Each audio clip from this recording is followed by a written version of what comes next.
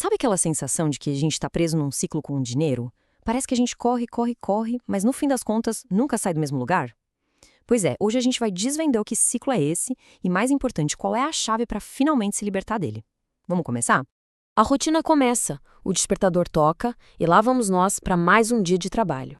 As horas vão passando, a energia vai embora e o foco é total em cumprir todas as obrigações.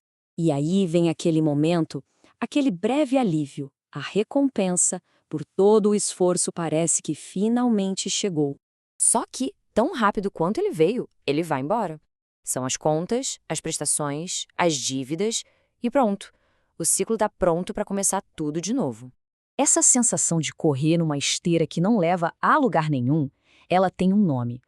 É a famosa corrida dos ratos. É um esforço que não para, mas onde a paisagem nunca muda. É um sistema para o qual a maioria das pessoas foi treinada, muitas vezes sem nem perceber. Agora, olha só que interessante esse contraste. A educação tradicional prepara a gente para ser um ótimo funcionário, né, para trabalhar pelo dinheiro. Mas e a outra parte? A parte de fazer o dinheiro trabalhar para a gente. Isso quase nunca é ensinado. E é exatamente essa lacuna de conhecimento que alimenta o ciclo. E isso nos leva à grande virada de chave. A diferença fundamental não está no quanto se ganha, mas em como se pensa sobre o dinheiro. Vamos dar uma olhada nessa diferença crucial que separa os caminhos financeiros. E tá aí. Essa é talvez a frase mais importante de toda essa nossa análise. Uma única decisão que define destinos financeiros.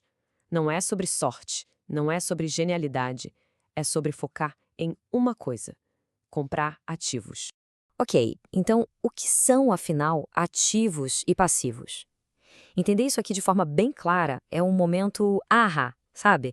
É a revelação que pode mudar completamente a relação que uma pessoa tem com o dinheiro.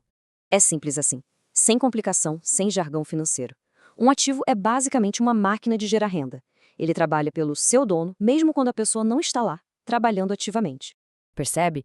São coisas que geram um fluxo de dinheiro positivo. Um investimento, um negócio próprio, um aluguel. Eles não dependem do tempo da pessoa para colocar dinheiro na conta. Eles são como se fossem funcionários financeiros. E do outro lado da moeda, a gente tem os passivos, e eles fazem exatamente o contrário. São como ralos financeiros que estão sempre pedindo mais e mais dinheiro. E é aqui que mora a grande confusão. Muitos desses itens são vistos como um símbolo de status ou até de segurança.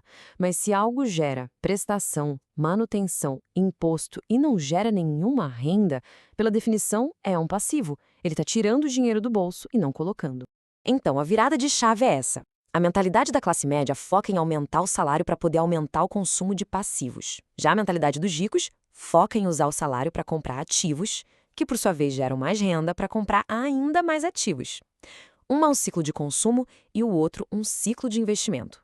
Certo, a teoria é ótima, mas como é que a gente coloca isso em prática? Vamos sair um pouco da revelação e ir para a ação. Como é que se começa a construir esse novo ciclo? Essa aqui é sem a menor dúvida a objeção número 1. É aquela barreira mental que impede a maioria das pessoas de sequer começar. Mas a grande verdade é que não se começa grande, se começa de forma inteligente. E estes são os 2 primeiros mandamentos. Primeiro, controlar o que chamam de inflação do estilo de vida. Um aumento de salário não deveria significar automaticamente um carro mais caro. E segundo, começar pequeno. Uma parte do que se ganha precisa ser usada para comprar o primeiro pequeno ativo, não importa o quão pequeno ele seja. Olha só a diferença na prática. O ciclo antigo é totalmente reativo. O dinheiro entra e já sai direto para pagar a dívida, o que força a pessoa a trabalhar mais. Já o novo ciclo é proativo.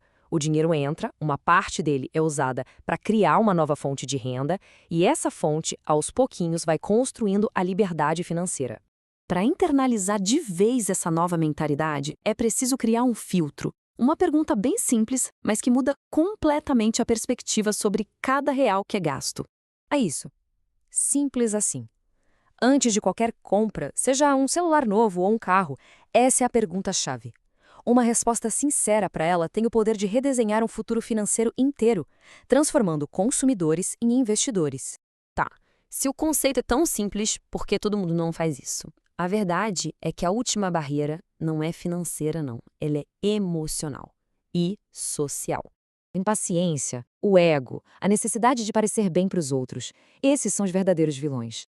A busca por parecer uma pessoa rica no curto prazo é o que sabota a jornada para se tornar de fato rica no longo prazo.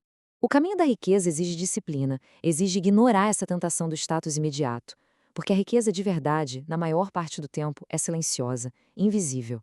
Ela é construída com decisões que ninguém vê. No fim das contas, tudo se resume a essa escolha. É uma troca. Sacrificar a satisfação imediata de impressionar os outros hoje em troca da liberdade de verdade amanhã.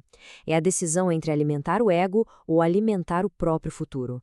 E com essa pergunta final fica a reflexão. Cada decisão de compra, cada real gasto, está construindo uma de duas realidades. Uma delas leva para a armadilha do trabalho sem fim, a outra para o caminho da liberdade. A questão não é qual caminho a gente deseja, mas qual deles está sendo efetivamente construído hoje. A escolha é sempre feita no presente.